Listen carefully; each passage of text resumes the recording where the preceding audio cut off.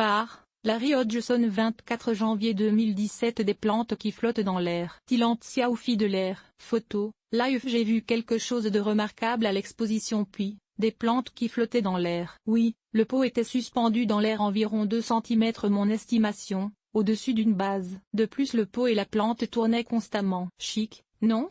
Comment ça fonctionne? Le pot géodésique, conçu pour mieux montrer son mouvement par l'ombrage qui change constamment, contient des aimants stratégiquement placés afin qu'il tourne alors que la base plaquée en chaîne est branchée sur un courant électrique standard, est électromagnétique, et repousse le pot qui peut, alors, l'éviter. On y ajoute une plante, dans l'image ci-dessus un tillandsia, mais on pourrait y cultiver n'importe quelle petite plante, et voilà, une plante qui flotte dans l'air. Tillandsia ginsea, à droite, T. Capumedusae, à gauche.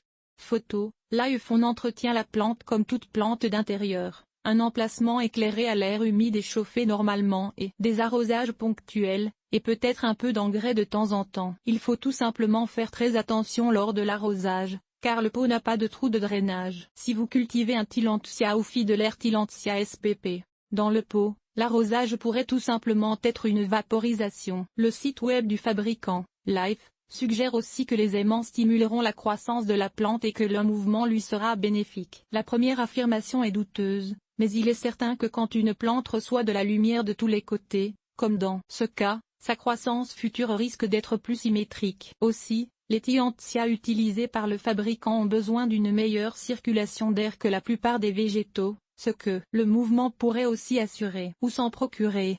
Palmier Nychaa Maedorea élégant. Photo, live. Ce produit n'est pas présentement disponible en magasin, mais vous pouvez vous en procurer un chez le fabricant, Life, pour le modique somme, respectivement, de 199 € ou de $229 US. Je pense je vais attendre que le prix baisse un peu.